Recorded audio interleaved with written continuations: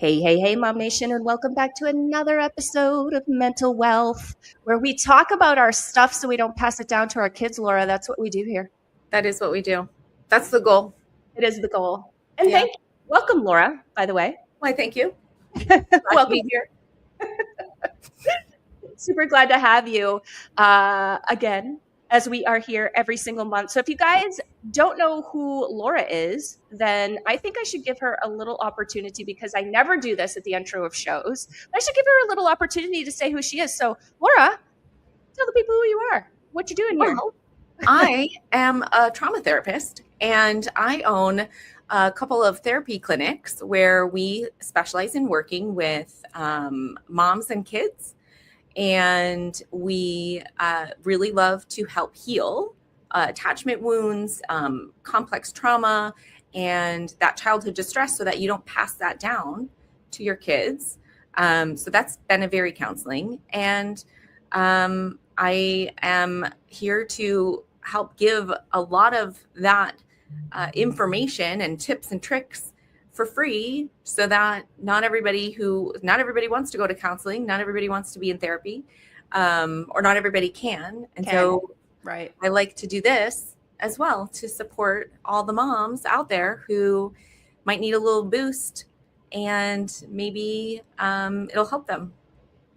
Absolutely, and it does. So let me be the first person to tell you that I get a lot of feedback from this show, and I have had people that have messaged me saying that it absolutely has changed their life. So thank you for what you do, and thank you for providing that value. And what you mentioned is absolutely true. Guys out there, you are not paying for these episodes or for this content, and we like that, and we want to keep it that way. However, we just ask for one teeny little favor, just so that we know that we're on the right track, that we are delivering value here, that you guys love it, that you want to see us come back month after month as we have been for the last 3 years. Mm-hmm. Do us a favor and just click that little subscribe bell or the follow button, whatever it is on the platform that you are watching or listening to this on. We'll get that message and it will come through loud and clear, and it will say, yes, Katie and Laura, you should probably keep doing this. Yes, we would love that. We would love that so much. It makes our hearts feel good. Absolutely. And it tells us that, yeah, we belong here. Yes, people are listening. Yes, people are watching. And yes, it's valuable. Yes. I love that. Thank you. And thank you for that quick little intro. Sure. I haven't done that in a little while. So I know you. I've known you forever. So I just assume everybody else does. I know. You've known me since before I was a therapist. Since before. Mm-hmm. The before days. BT, we call that. Before therapy. Before therapy. That's a fact. Before therapy. So what we love to do here, again, is talk through things specifically to the mom, to the woman herself. Yeah, we talk about kiddos too. And today we're going to do that a little bit. We're going to touch on that a little bit. But I was having a conversation with some of our fans and followers, and they asked, hey, can you guys do an episode on letting go of your adult children once they leave the nest? And I was like, oh, push back. Like that gives me just a whole bunch of anxiety right out of the gate. Oh. And I only have a 12-year-old. Well, let me tell you. So he just turned 12 last week. And I have been going through the thing that I go through every time he has a birthday. And I'm just like, oh, this is the last of our preteen years, right? Because we're going to be a teenager next year. And I'm just kind of grieving those phases that we are leaving behind, And so I find myself doing that year after year. Nothing new for me. Tonight, actually, he left this morning. He is on his very first overnight with school, and he's going to camp, and it sounds really cool. They have all these awesome character building things that they're doing, and like I couldn't say no, right? Even though I had the option to. But I can't talk to him. He's not allowed to bring his watch. He has a little smart watch, where I can text with him and he can call if he needs anything. And so it's not allowed. So I literally am no contact with my child until tomorrow at 3:30. Wow. I'm like, it's okay, literally 24 more hours. I'm no contact with my kid. This is taking its toll. I'm trying to do my best here. Wow. But it's hard. And I'm like thinking to myself, okay, so I only have 5 more years to go. And I'm Yeah. probably going to go several days no contact because he's going to be doing his own thing. He's going to be adulting. He's going to be figuring out his place in this world. And he's not going to need mama to do it. And that devastates me, Laura. That devastates me. I get that. Hmm. I get that. I feel that deeply. I know you do. When my kid moved out, my oldest still lives with me, but not for very long. That'll change this summer. But my middle moved out right when he finished high school, like right when he finished high school. Oof. And he at first would like call me every day. And I was like, oh, this is nice. I like this. So we were still talking every day. This works. Yeah. Right, this works for me. But then a little while later, not a little while, it was actually a while. Well, he joined the military. So I had to go no contact because he was in basic training, right? Mm-hmm. And you can't talk to them in basic training. You get phone calls like once every through several weeks or something like that. And so you have to write letters. So we would write letters. Like real letters, like snail mail letters? Literal letters, like pen to paper. Interesting. So I have like a envelope full of letters that he sent me from basic training and I sent him. And so that was nice. But that kind of helped. I knew that what helps me is that I knew that he was doing something that was going to build him up. But let me tell you, when I heard about, oh, these officers or whatever, the sergeants or the leaders would be mean. They're mean there. Basic training, they're yelling at him, right? Mm-hmm. Like, don't yell at my kid. Right. So like, not only was I struggled with that a little bit, but my mom was like, this is unacceptable. Like they're being so mean to him. Like that's not okay. Cause he got sick and he had to still go through all the things. Like he couldn't take a sick day, you know? Right. Anyway, she was really mad. And, so yeah, I think it's really hard to like, for me, it helped me to know that he's doing something that is helping him grow. Mm-hmm. He's doing hard things, which he needs to do in order to be resilient. Right? If we protect him from all the hard things, he'll never learn how to interact with other people, how to build a sense of himself. And like one of the most important things about kids to adulthood is building a sense of themselves independent of their parents. We have to go through this phase called individuation. And parents have to go through that too. It's not just a kid phase, it's a parent phase. A phase of parenting is called individuation. And what that means is I am not my kid. My kid is not me. They are not an extension of me. They're a whole separate person with a whole separate life. And like they have ideas and beliefs and values and goals that have nothing to do with me.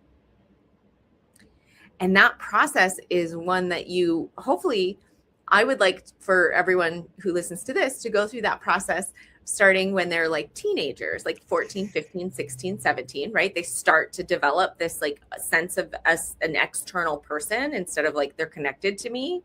Mm-hmm. We want to start developing that because I didn't know that I needed to go through this process until my kid moved out. And he moved out and I went back to therapy and I was like, I don't know what this is, but I don't like it. Like I feel crappy all the time. I feel a million different feelings. Like I feel like I failed. I feel like he's never going to see me again. I'm never going to see him again. Like he's not, what if he doesn't like me? Like, what if he doesn't want to like, as an adult, like be in my life, like, all the things that are not true, but they're feelings things, right? And we know feelings aren't facts, but you come into those kinds of feelings because they have choices now, right? And so the relationship is based on choice and their decision to spend time with you or interact with you, not their dependence on you. Right. Difference. Big difference. Mm-hmm. So we need to start going through that process earlier so that we can start to engage with them in a different way so that they can recognize that they have this choice and they have this capacity to like build themselves up and not be as dependent, although they're still needing parenting. They also need to start to grow into a whole person. Totally makes sense in it. And you can see the anxiety like brimming up inside of me, right? Because yeah, it's there. I am not going to lie. Why does it transition into an empty nest? Because really, that's what it is, right? Feel so destabilizing. Like, why are all of these feelings rushing in? Like you had mentioned, you were feeling a million things, even though we know going into this, it's healthy and expected for our kids to move out. Like, Sure. yes, do I want my kid to live with me forever? I really don't. But I kind of do. Like, kind of, right? Yeah. But when I got into this thing, like when I was pregnant, when I had him, of course I expected at some point in his life he's going to move out. I knew that even back when I knew nothing, that it's healthy and that it's something that's going to happen. And never did I think that I would find myself in such anxiety about it. Mm-hmm. So I think partially the answer lies with attachment trauma, as it most often does. Mm-hmm. So there's some like traumatic reenactment happening a little bit, right? Like we can feel abandoned by our child leaving the nest, but that's not abandonment. We can intellectually know that that's not what that is, but that doesn't mean our feelings don't feel that way. Mm-hmm. So we have to, I mean, if we could intellectualize ourselves through trauma and out of healing, like if intellectualizing was healing, none of us would need therapy because we could just read a book and we would be fine. It would be good. That's not how it works. We have to really connect with that part of ourselves that is feeling abandoned and feeling hurt and feeling, unloved or like something's missing, and really recognize like in that part of us, where is that coming from? Like, what is this familiar to?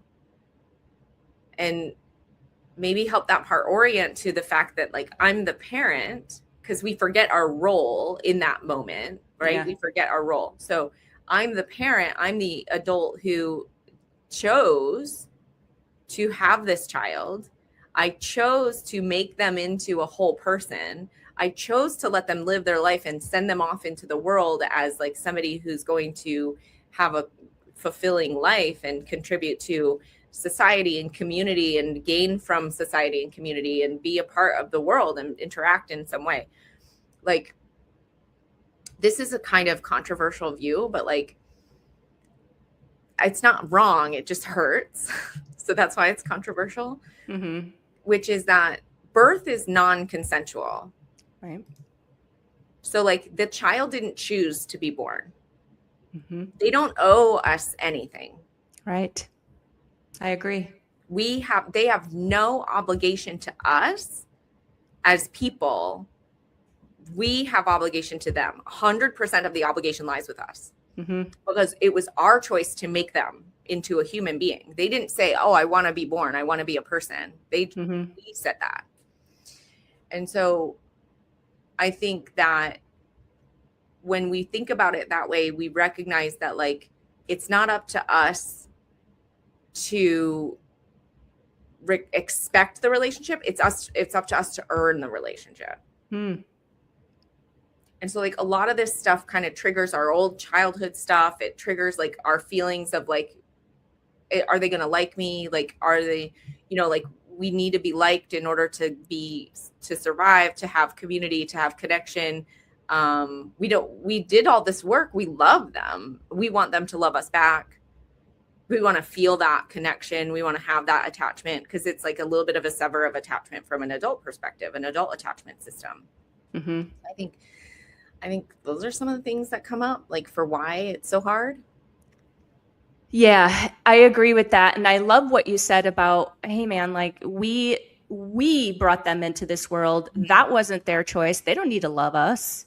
They're not required to do any of that. And I think that, depending on how you were raised, of course, because that makes a big impact in how we view things, right? Then that may very well be how you feel. And I love that you challenged that thought a bit right there. So thank you for doing that. Now, what about identity loss? Because I have been very needed, Laura, and I've been, a big part of this child's life.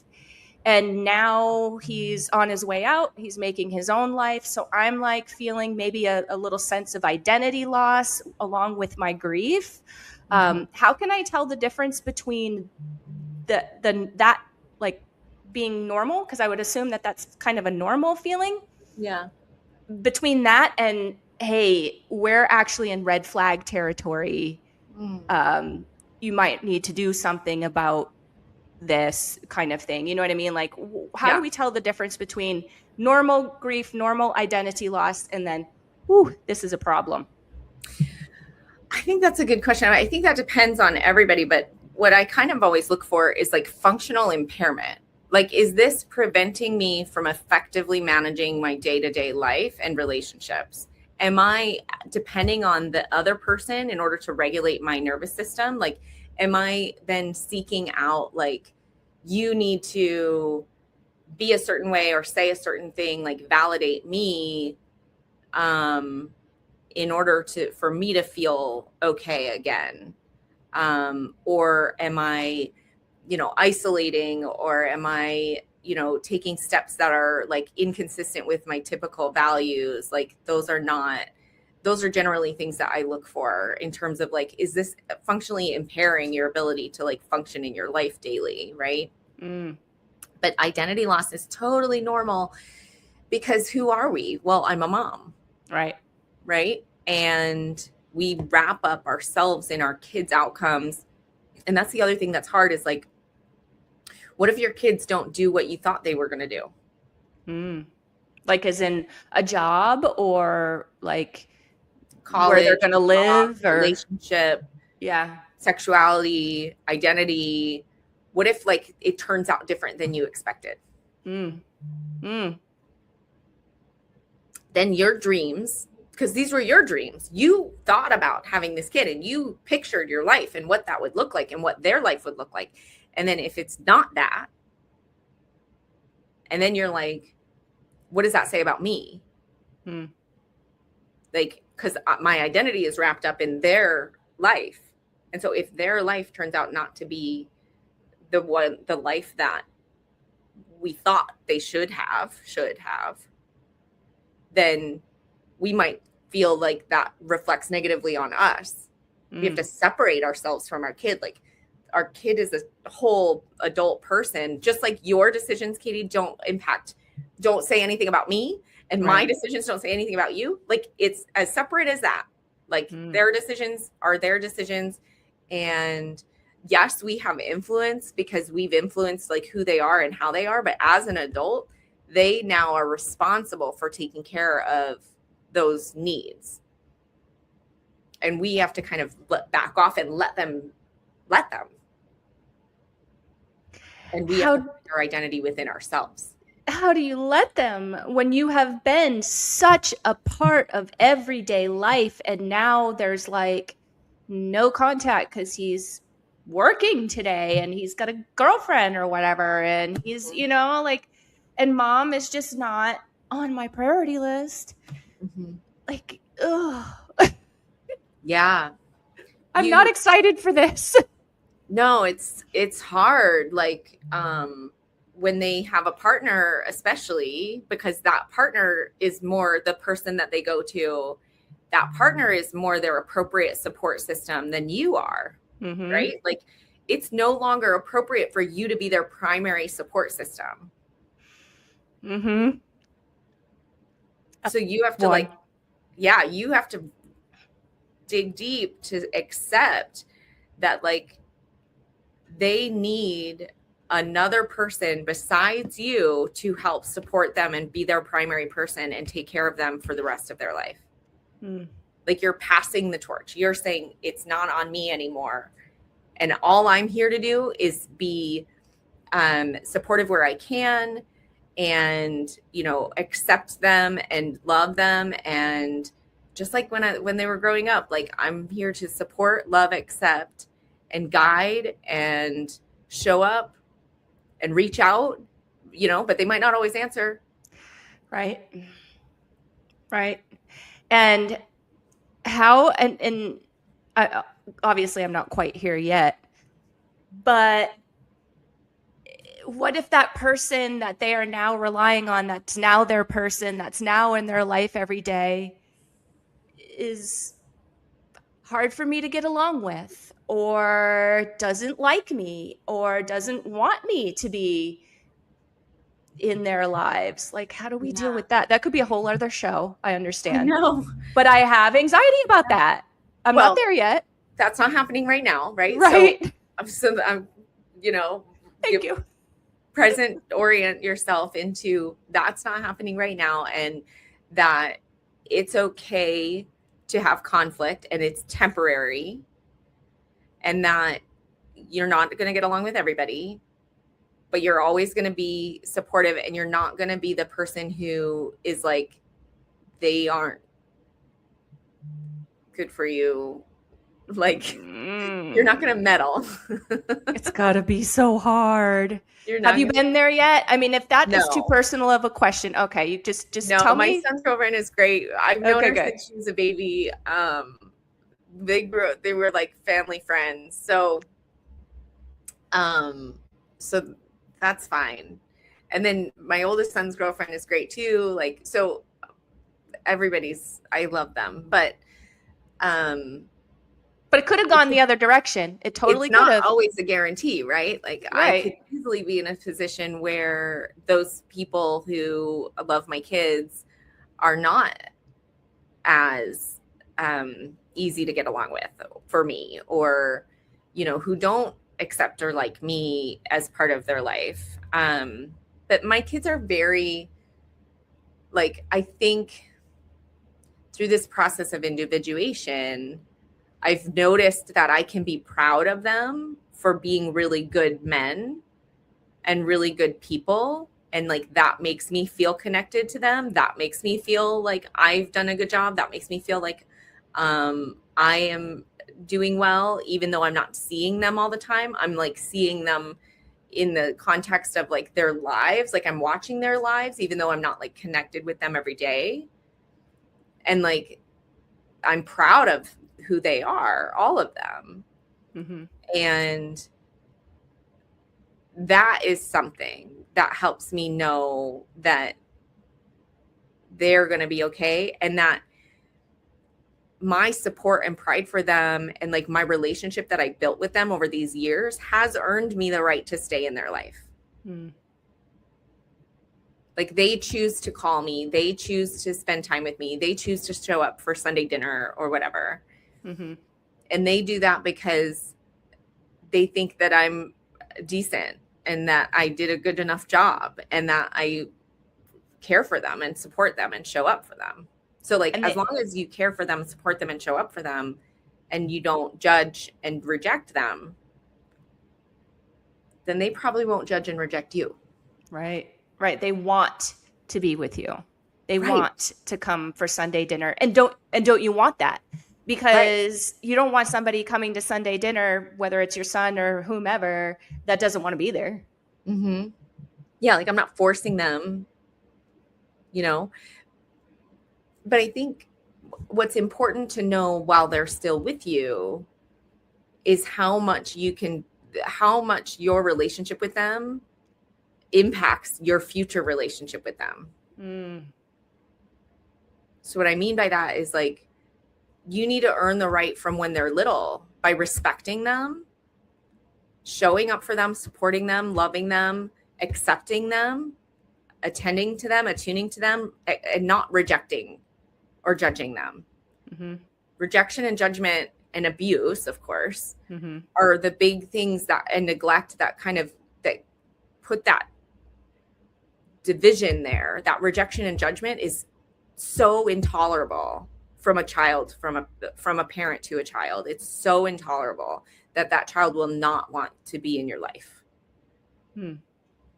That makes sense. And I'm sure I'm sure I'm just right on the brink of this happening. And that's okay. I'm game for this. But I'm sure as they get a little bit older and start pushing into teenage years, they may start challenging your beliefs. Mm-hmm. They may start challenging your thoughts, your processes, and things like that. And so what I'm hearing you say is during that time, let's not judge, let's support, let's connect. That doesn't mean we have to agree, right? That's true. Agreement and acceptance are different things. Mm-hmm. Acceptance is you deserve someone to be on your team, and I'm always on your team. Agreement, and I can be on your team with a disagreement. I can say, I love you and I support you, and nothing that you do or say or feel or think is going to make me love you less. That's acceptance. Mm-hmm. Agreement is like, I think that what you're doing is a good idea. Like, mm-hmm. I approve of, like, I approve, yeah, idea that is something that I don't think is a good idea. You don't mm-hmm. have to think it's a good idea for you to accept and for you to say, like, you know, I can tolerate that this person is going to have to learn some things the hard way. Mm-hmm. Because that's what happens. They're learning the hard way, and you mm-hmm. have to let that happen. You have to watch that go down, which is tough. Absolutely. And it's important as I assume that word that you used, individuation. I'm sure it's an important step in individuation for them to formulate their own thoughts, their own belief system, their own values. Mm-hmm. And as they are forming that, in order to keep the connection that we want, like, how do you navigate that? I know you just kind of gave us some information, but I want more. I want to dig in a little bit deeper because I know I'm up against this here coming pretty soon. Yeah, you get curious, right? Curious, not judgmental, but mm-hmm. curious, like, okay, what are you noticing? Like, what's happening for you? Mm-hmm. What is this experience like for you? How did that feel for you? So you get curious, you let them know explicitly, no matter what you do or say or think or feel, I'm going to love you anyway. Mm-hmm. I'm going to love you no matter what you do. I'll never stop loving you. There may be consequences for your behavior. For example, if you break your curfew, you're going to not have your phone the next day, but I'm not going to love you any less. Right. So consequences are things, not love. That's important. Mm-hmm. I'm never going to stop reaching out to you, even if you're not reaching out to me. I'm never going to stop, checking on you and, calling you down for dinner, even though you say, I already ate, I don't want to get anything. Like, I don't want dinner right now. I'm going to still invite you. I'm going to do the work to build this relationship and to maintain it, even though it hurts. And I'm not going to blame you for the pain. I'm going to go get my adult support. Mm-hmm. I'm going to talk to my friends about it, and I'm going to talk to my therapist about it, and I'm going to recognize that, like, it's not your job to be my person. Like, it's too much pressure to put on a kid to make their parent feel good. Mm. So we drop that pressure. And it's like something that they naturally want to do anyway. Right. Mm-hmm. And so it makes sense to not put any more pressure on them than probably what they're already feeling internally, mm-hmm. to allow them to be themselves. Right.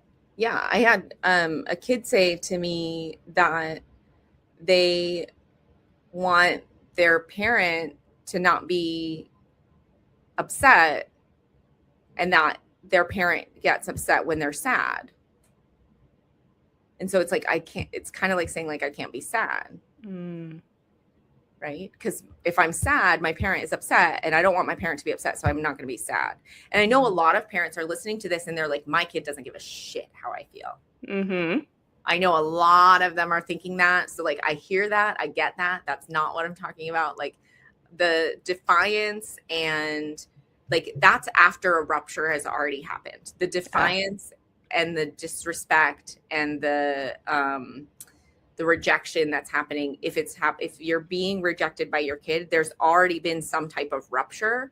I'm not saying it's your fault that there was a rupture. I'm saying that it happened and there's a relational challenge that's already in place, right? So we have to work to repair that. And when we work to repair that, we kind of have to humble ourselves and say, I'm going to seek you out and not have any expectations. And I feel like that is a little easier said than done in some cases. Way easier said than done, right? Yeah. Like I have done all the things that I talk about in terms of like how to do it well are things that I teach and practice. I don't always succeed. I practice. Like I practice these things because I'm not perfect at them. I mess stuff up all the time. I have my own adult support. I have made a bajillion mistakes. My kids, when they were little, you know, there was a relationship rupture that happened between me and especially my oldest son when he was little that I didn't handle well. Like I learned a lot the hard way. And then I went to grad school and became a counselor. And because like my kids were little when I was in school, like I didn't become a counselor until a little bit later in life. And so all the things that I've learned, I've tried to practice, right? So I'm not suggesting that any of this is easy or that I have this, like somebody asked me the other day, they were like, do you have kids? And I was like, yeah, I have kids. And they were like, oh, okay. So you know what it's like to actually raise a human. And I was like, I sure do. Yes, I sure do. So I recognize that some of the things that I say may feel dismissive or like minimizing, but I promise that it's possible. It's hard and it's possible. Right. Yeah. No, I agree with you there. So my last question for you is, what are some practical steps that a mom can take to redefine herself, to rebuild herself in this season of empty nesting without feeling like she's abandoning her post as a mom? I think if you're creative, if you like arts and creativity, like start, get a hobby that is like artistic and creative where you can like make things for yourself and your home and for this like stage of your life. Like, I remember my mom she does mosaics now. Oh, fun. She like makes these beautiful mosaics and like I have them in my home and she has them in her home. And it's like this phase of her life that she's in and it's like these mosaics can like represent where she is. And like, I think art is really helpful in that. It's helpful in helping us like express ourselves. And it's helpful in us to like it externalizes what's internal. And so we can kind of express those feelings without necessarily acting them out. And then if we, create a space to like display some of these things, we can display our journey and our growth through this new phase of our life. And then, so that's something that's like, take care of yourself.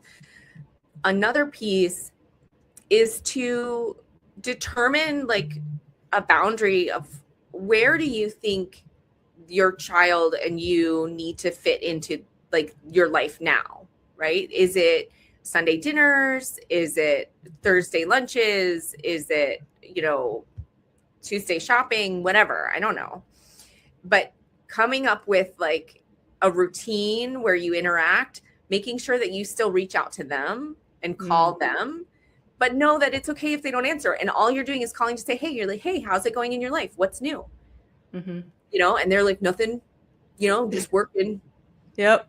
I didn't really do anything. Oh, okay, cool. Well, I just wanted to call and check on you. I'm about to make dinner, but I just wanted you to know I love you. Aw. It's a quick conversation. That's okay. Checking in is really important just like when they're teenagers, checking in is important because you're showing them that you are doing the work to maintain the relationship. And that makes them feel special.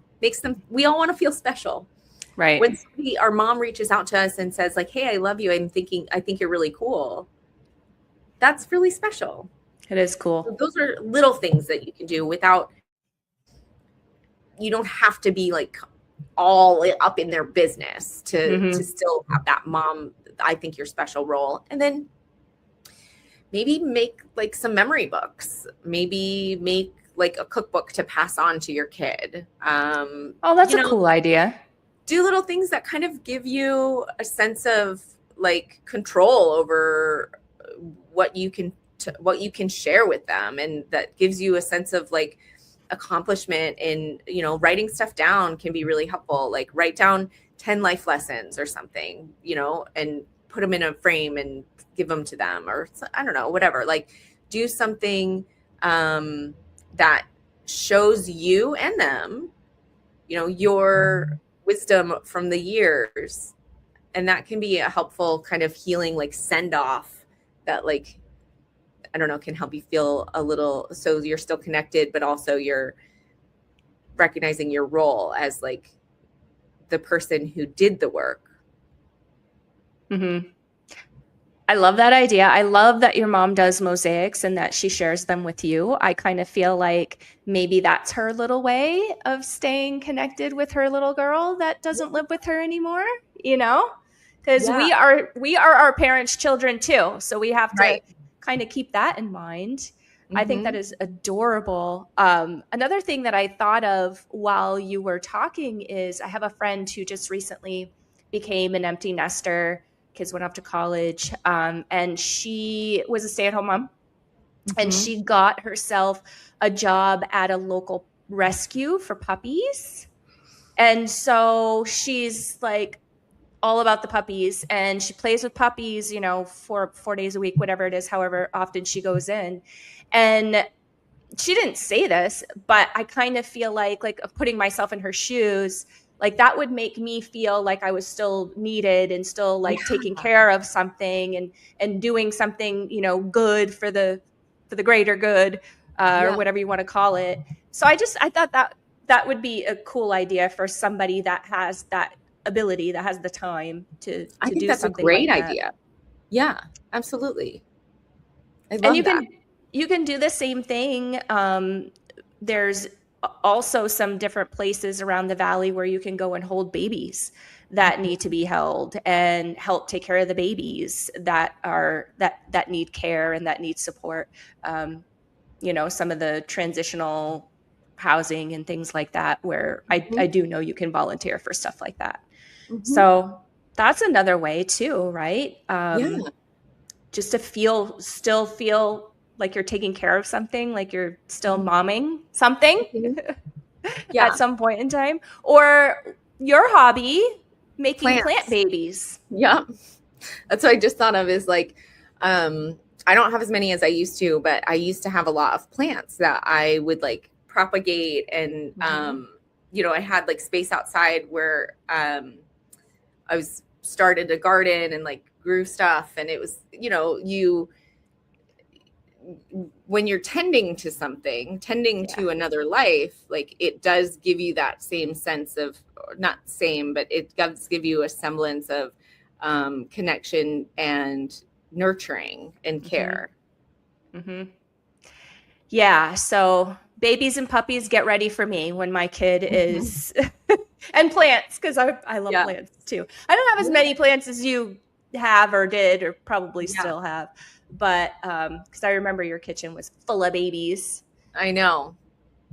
But I think that is a great idea and something that can just help us kind of prolong that ability to help, the ability to nurture, ability to help something or someone else grow now that ours are, have left the building. Gosh, it still gives me so much anxiety. But I appreciate this conversation, because it's really helped. Yeah. I mean, and we all have to deal with it, right? But the other thing I was thinking is respecting them as individuals is respecting yourself as a parent too, right? Like if you know that they are capable, like believe in them. Believe in their capacity and their capability and what you taught them, in their ability to seek support and help when they need it, and their ability to do things well when they are putting their minds to it. And like believing in them is a huge, important aspect of their success. And that's true when they're little too. Mm-hmm. That's true. Yeah. Oh boy, what a conversation. We always have these doozies, you know? It's big stuff. This whole It's mom big thing, no joke. This whole mom thing is no joke. It is big stuff, but it is so helpful to have you here to help give that perspective. So I really appreciate that always. So thank you. Of course. Guys, if you want to check out any of our previous episodes, at the beginning of this episode, I mentioned we've been doing this for like 3 years. I think it's a little bit more than that at this point, which is crazy, blows my mind. I know. But we have a lot of conversations that we have had in the past. If you would like to check those out, I always tell people you can go to our YouTube channel and it's like binging on Netflix, only it's better. So go and YouTube and chill. Is that what it is? Netflix and chill. So go to @MomNationUSA is our handle, and chill, guys, because you can definitely binge episode after episode and hear all of Laura's awesome wisdom over the years as we talk through what it's like to be a mom, what it's like to be an empty nester today, right? We've kind of touched on it a little bit before, but this one we really dove into it, and all the things that come along with this very big, very important, I'm going to say it's the most important job that exists. It is truly. So thank you for your help and support in guiding us through this very, very important job that we have as moms. I appreciate you more than you know. Oh, thank you. Of course. All right, guys. This is it. So again, I just gave you the handle. I'll give it to you again. Actually, I have a little, I don't know. Have I showed you this yet, Laura? I have showed you the QR code. So you guys can scan the QR code and that gets you over to our YouTube channel very quick and easily. Or if you want to type it in, it is @MomNationUSA. Scroll down just a little ways. You will see the bright yellow playlist, and that is our mental wealth playlist. Over on your favorite podcast platform, do a quick search for Mom Nation Talk Radio. There you'll find us as well. And it is broken out. So that way if you want to go straight to mental wealth and just binge on mental wealth, you can do that over on yes, I think all of the podcast platforms it's broken out on now because I fed it through that one main one. Sorry, you guys are getting some behind the scenes right here. It's new. And Laura's like, yeah, I'm so glad that you did that, Katie. That's really cool. It's really cool. I love it. Thank you. All right, guys, we will see you next week with probably another ultra heavy conversation because that's what we like to do here. That sure is. Bye-bye. Bye.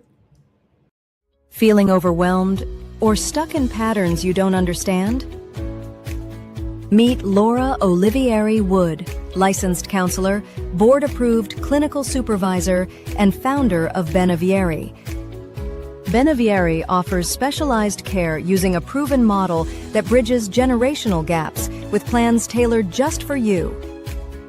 Laura Wood offers a free mini course where you'll discover how your brain processes life and learn 3 simple ways to reset when it all feels like too much. Your past doesn't define you. Let's unlock the future together. Connect with Laura Wood today.